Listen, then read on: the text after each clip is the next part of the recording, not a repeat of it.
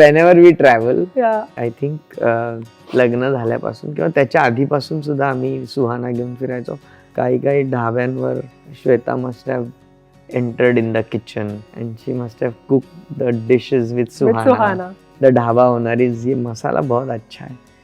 Then we connected it to Thank and God suppliers she and did that because distributors. त्या निमित्ताने त्यांना test तरी कळली.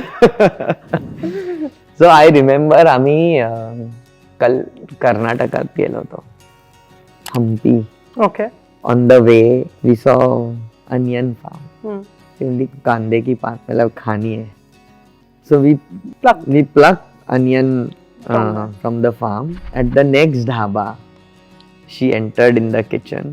She actually made the fresh kanda ki paat and bhakri, and that is how we have also traveled.